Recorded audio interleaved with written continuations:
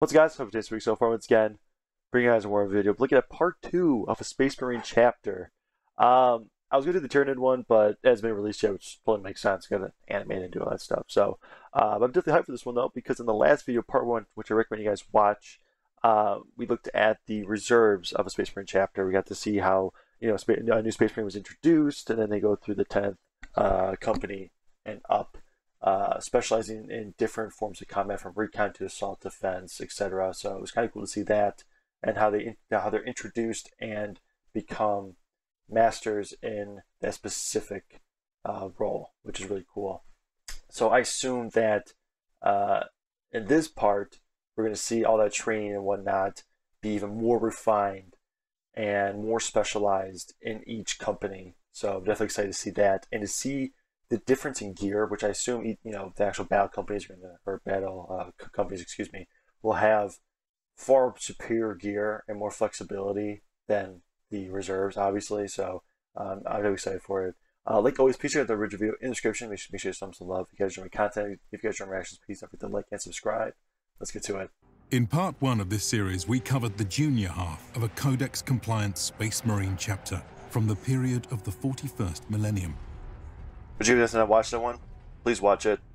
It'll make a little more sense. Now we shall advance our studies to their veteran battle brothers, who make up the senior elements of the 5th Dude, through look at 1st that extra armor, companies. bro.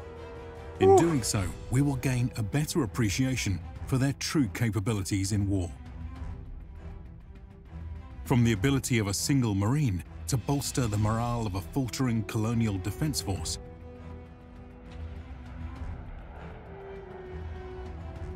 to the ability of a well-equipped strike force to eliminate threats across the galaxy,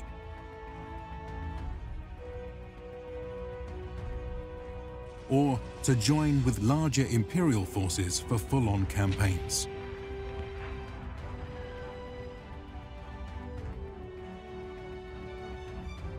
This is the true size of the Ultramarine chapter in action. Look at all that. Is it crazy? Just like have all those forces right there, all that, and that's still minuscule to the actual bulk of an Imperium. Like that's nuts, man. Like that's just to put into a perspective of it for people who aren't aware of it. They have a lot of people. They have a lot of people, man. That they do, man. It's crazy. So I hope you guys are enjoying this content as much as I have been. It turns out the True Size series and 40K is just a match made in heaven. It's got an art production team super excited. Of the Codex Astartes, a Space Marine chapter of the second founding, is composed of 10 companies, each with roughly 10 squads of 10 Marines, for a total of approximately 1,000 warriors. New recruits wishing to join their ranks must first pass through the 10th Scout Company, where they will be introduced to the basic arsenal and operations of the Space Marines. In the 9th, they master the art of the defense among the Devastator squads, and in the 8th, they master the art of offense among the assault squads. These skills are then brought into balance among the tactical squads of the 7th and 6th Companies. Only having proven themselves will a Marine stand a chance of advancing onto the ranks of the battle companies. Such units typically act as the chapter's primary frontline force, which will be actively deployed among the various war zones of the Imperium. As a result, the battle companies are organized with a mixed force of squads and vehicles to meet the needs of a given campaign, whilst calling upon the reserve companies for replacements or reinforcements as needed. For a better understanding of their role, let's now take a closer look at some examples from the Ultramarine chapter. Here is the assembled might of the 5th Company, the Wardens of the Eastern Fringe, who are led by Captain Cato Galenus. Its makeup is typical of the battle companies, featuring 6 tactical squads, 2 Devastator squads, and 2 assault squads. As their name implies, the Wardens of the Eastern Fringe are among the most far-traveling of their brethren, being deployed for years or decades away from Ultramar on various campaigns. That's crazy, It is dude. on these missions that a Marine will learn to fight alongside a wide variety of Imperial forces and run the gauntlet of mankind's most bitter enemies. They don't really age, In so. addition to providing crucial training, these distant crusades also serve an important strategic and propagandic role for the chapter. Show presence. Strategically, the 5th provides an important tool of force projection. Often referred to as the Gladius Strike Force template, their operations will see them break out into smaller groups to parry incoming attacks and deal quick, efficient blows capable of neutralizing foes many times their size. In terms of propaganda, the distant nature of these campaigns also serves to inspire the realms of the Imperium with True. a reminder that no planet... Just to put in, like, just an idea for you guys is there's ton of planets, right? I don't know the exact number. I'm just gonna say ton, just to generalize it. Trillions upon trillions of people. Okay, the Space Marine chapters in whole are very minuscule in size to the actual Imperium at large. So if you're Joe Blow and you've been on XX planet your entire life, the odds you see a Space Marine are next to none. Next to none. But then you see this behemoth of just a warrior just walking by you.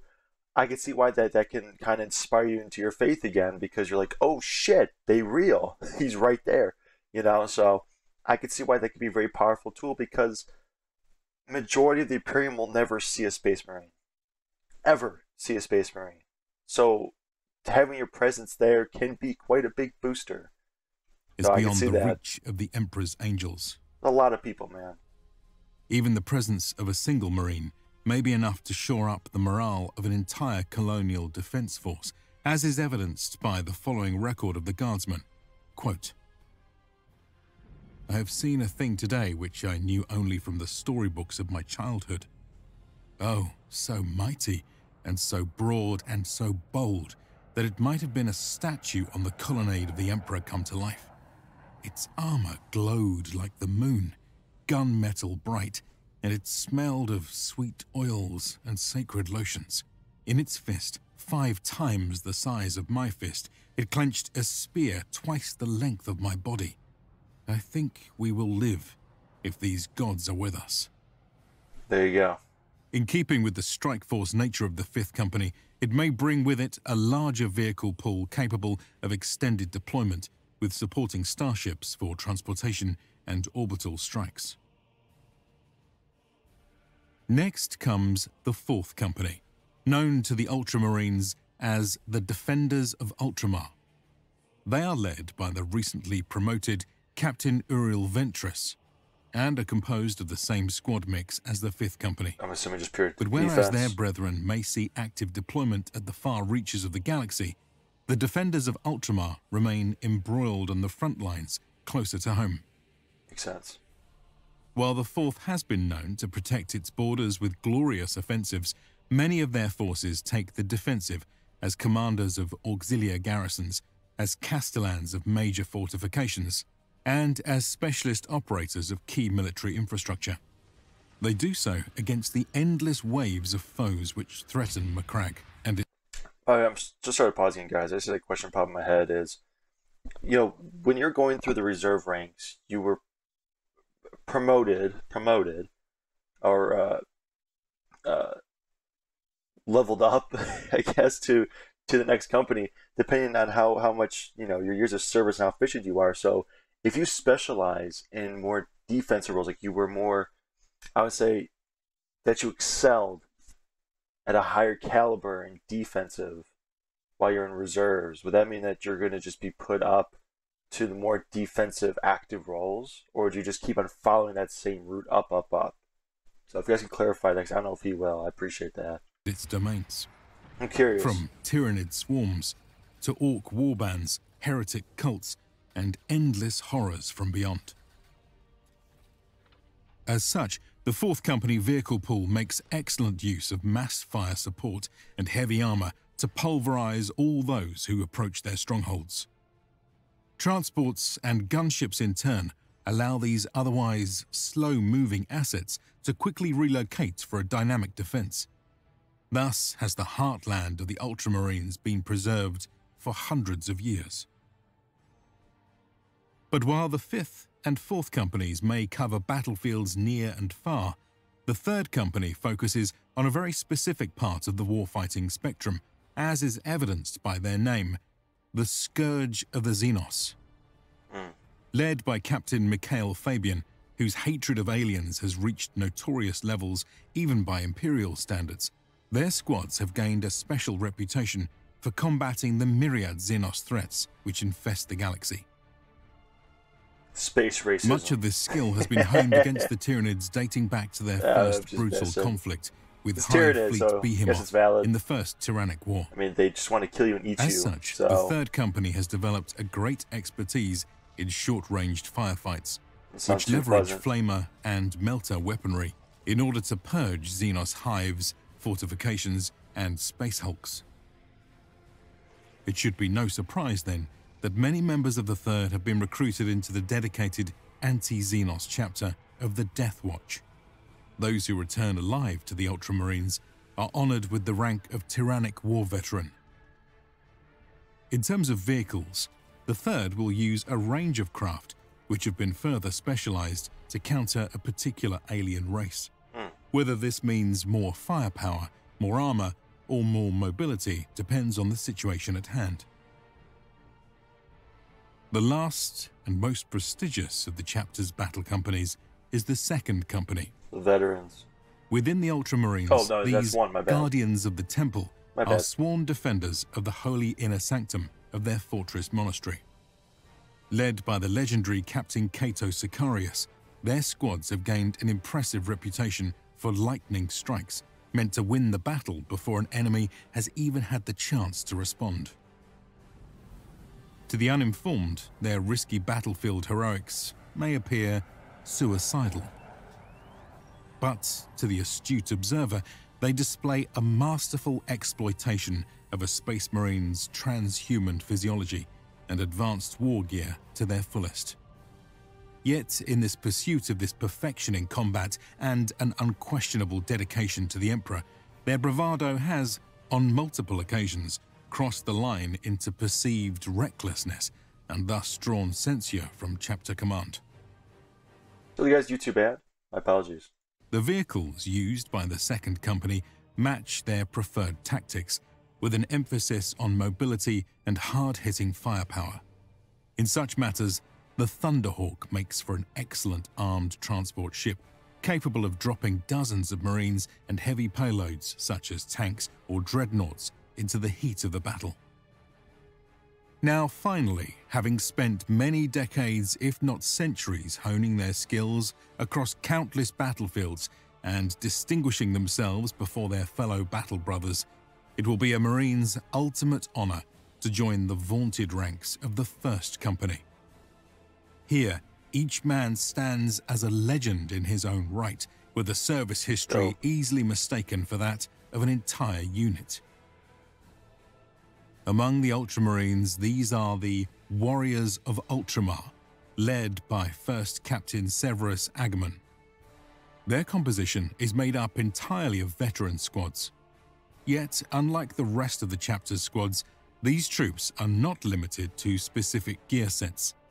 Rather, they are granted access to the entirety of a chapter's armory, including advanced equipment and relic war gear. Sweet. Each Marine thus customizes his loadout as he sees fit, resulting in an incredible flexibility of these veteran squads. Nonetheless, we may still group such troops into 3 broad types. The first of these are the Stern Guard veteran squads. Composed of 9 Marines and a sergeant, these are warriors who tend to favor ranged combat. As such, they are generally equipped with the portable bolt gun, whose performance has been significantly upgraded with superior optics and loaded with special issue ammunition, such as the unstable Flux Core Vengeance rounds, capable of penetrating the most heavily armored of targets. So cool. Stern Guard veterans also favor various master-crafted combi weapons, which merge the best characteristics of more standard issue weapons. In contrast, Vanguard veterans are masters of close-quarters combat, who often go into battle wearing jump packs.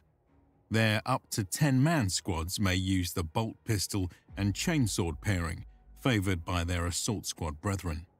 However, these veterans often leverage even more deadly power weapons such as lightning claws, thunder hammers, and relic blades. For defense, many will also equip storm shields, capable of withstanding the most brutal of melee and ranged attacks, up to and including direct artillery hits. Holy shit! Dude, what kind of... This is why you should never compare Warhammer to, like, any other, like, futuristic verse besides, like, well, I say Star Wars, but you can compare them to Star Wars, obviously, because we're watching a series on that. Their shield could take an artillery round. Just a shield. Like, there's no force field around it. There's no specific metal. No, it's just a shield, man, that just says F you every time you shoot at it. It's crazy. I'm sorry. With such survivability and killing power, there is virtually no stopping such Marines once they have reached your ranks. I love it so much. The third type of veteran squad is the Terminator Squad. Its up to 10 squad members are those who have been granted the honor of wearing tactical dreadnought armor, a right reserved for the men of the First Company. Such marvels of Imperial technology turn the wearer into a walking tank capable of effortlessly bringing to bear some of the heaviest weapons of the chapter's arsenal, including assault cannons, cyclone missile launchers, storm bolters, and heavy flamers. In close quarters, chain fists, lightning claws, and various other power weapons may also be used. The incredible durability of Terminator armor not only makes the wearer invulnerable to most incoming firepower, but also allows them to sustain the pressures of teleportation. Terminators can thus be equipped with personal teleporter packs to execute devastating pinpoint deep strikes. Why not, right? Altogether, Why not? Just this presents a condensed package of unimaginably deadly potential. So you take a super strong basic demigod, put him in a super strong piece of armor, give him super strong equipment, and then you give him a fucking teleporter. Okay. Sure. The First Company's vehicle pool is also fittingly unique. Why not? While all vessels are in theory available to the Veteran Company, they are granted near monopoly on the use of Land Raiders. These super heavy infantry fighting vehicles are capable of transporting large squads of Marines and Terminators while unleashing torrents of firepower from its side-mounted twin-linked las cannons and hull-mounted twin-linked heavy bolters. That's what it looks like. Taken together, the might of the First Company is a wonder to behold, especially when fighting side by side with the rest of its chapter. Having thus covered the different companies and squad types of a Space Marine chapter, let us now finally turn to how its leadership is structured. Traditionally, a Codex-compliant chapter is led by a chapter master, chosen from the ranks of the company captains. He is protected by an elite honor guard and advised by a council of senior officers and confidants. The current Ultramarines chapter master is Marneus Calgar, whose distinguished service has made him one of the most respected Astartes in the Imperium. Beneath the chapter master, High Command is further divided into 4 categories: the Apothecarian, the Librarius, the Reclusium, the chapter armory, and the Master of the Fleet. Let us now examine each of these in order. The Apothecarian is chiefly responsible for preserving a chapter's vital stocks of gene seed, ensuring the creation of future Space Marines. The Apothecaries, meanwhile, also act as medical experts for the Astartes. The current Ultramarines' chief apothecary is Corpus Helix, a distinguished warrior and medicus known for his supreme patience and attention to detail. The Librarius upholds the chapter's repository of knowledge and is where its battle psychers, thus known as librarians, are trained. The Ultramarines' chief librarian is Varro Tigurius, who has gained high renown for both his impressive psychic abilities and deep wisdom.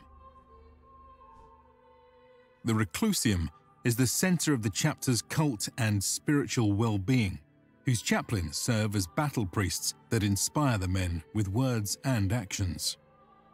The High Chaplain of the Ultramarines is Ortan Cassius, who is famed for his efforts in combating the Tyranids and founding the Society of Tyrannic War Veterans. Heard about him. The chapter armory is responsible for the maintenance of a chapter's military equipment. It is here that heavy armor, war suits, and vehicles reside, which will be diligently cared for by skilled tech marines who have been inducted into the cult Mechanicus. The current master of the Forge of the Ultramarines is Fenius Maxim, known for his unceasing efforts in the Tyrannic Wars, and whose expertise in Astartes' weapons and technology has made his name synonymous with the chapter armory. And finally, there is the Master of the Fleet in charge of the chapter's space assets. This admiral will typically be one of the chapter's captains who has been selected by the chapter master to command the flagship and lead the fleet. Uriel Ventress holds this honor for the Ultramarines, bearing the title of Master of the Fleet. Last, but certainly not least, a chapter is supported by the unseen ranks of its mortal servants who tend to the everyday needs of operating and maintaining a Space Marine force. I think I saw a video where they were putting the Space Marine in his armor. Would that technically be the mortal servants? I don't think it was, but I know you guys are a lot smarter than I am, so you guys can probably clarify that up for me. These include the chapter's hereditary slaves, bonded serfs, servitors, astropaths, navigators, and more. However, ascertaining the number of such non-combatants is unfortunately quite difficult given their non-standardized nature. Roughly speaking, a typical Codex-compliant chapter like the Ultramarines may, on average, rely upon several thousand non-Astartes support personnel. If the crew of the chapter's fleet is included, the number can easily rise to the tens of thousands. Once we then account for the wider network of auxiliary forces and other support personnel, our accounting must reach into the hundreds of thousands. Crazy. But for now, this is where we shall end our review of a typical Codex-compliant Space Marine chapter of the 41st millennium. That was awesome, man. Definitely not disappointed. I love seeing the first company because I know they're going to be elite and have specialized gear and whatnot, obviously. But that was really cool to see just how far they mastered their individual roles and their flexibility they built from that role is really cool. You know, to see how all those decades to hundreds of years of training leads up to just a pure, just badass, masterful Marine. You know, they specialize their specific role in such a high degree that they are just that efficient. And the tech, the gear, everything, super cool. I did not know that these companies were in this much depth for the chapter, but clearly I was mistaken. It is extremely in depth and super cool. So I thoroughly enjoyed this video. I hope you guys enjoyed as much as I did. Again, please check them out in the description. If you guys enjoy my content, if you guys enjoy my reactions, please don't forget to like and subscribe. See you guys next one. Take it easy.